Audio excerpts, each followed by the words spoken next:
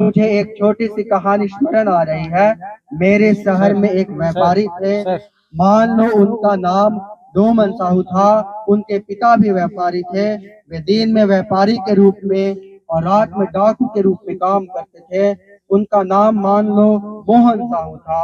एक बहुत बड़े पंडित कश्मीर से आए और उन्होंने घोषणा की, उनके मंत्र में ऐसी शक्ति है कि वे सभी पापियों के लिए, पतितों के लिए, पतित आत्माओं के लिए स्वर्ग में स्थान सुरक्षित करा दे सकते हैं।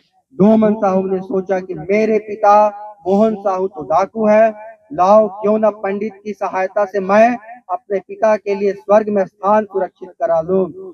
वह पंडित के पास गए। पंडित ने कहा, ठीक है, मैं सब व्यवस्था कर दूंगा, किंतु मैं 50 गिन्नी लूंगा, यह करने की फीस।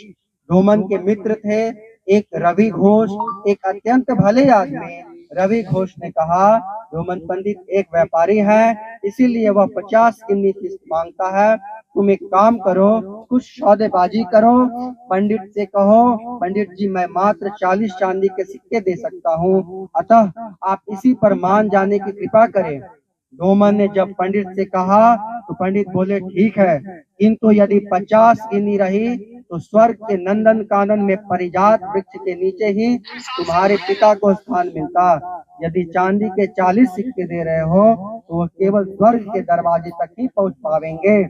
डोमन ने सोचा, ठीक ही तो है, फाटक तक पहुंचने पर मेरे पिता शेष दूरी तो पैदल चलकर तय कर लेंगे।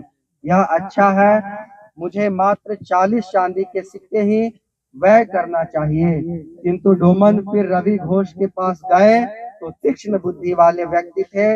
रवि घोष ने राय दिया, हम लोगों का पहला प्रयास सफल हुआ।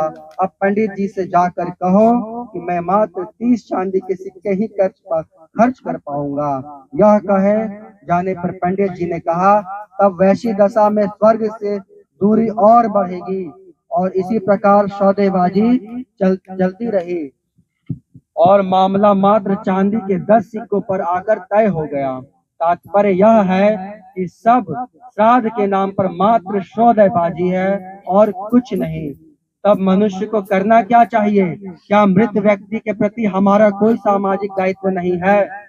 जब अवसर उपस्थित हो तो हमें उनके प्रति श्रद्धा निवेदित करनी चाहिए, न कि गेहूं, जौ, चावल, दाल, शाल, दुशाला, घी आदि। यह किस प्रकार करेंगे? जब तक कोई हमारे समाज में है, हमारा उसके प्रति एक सामाजिक उत्तरदायित्व है।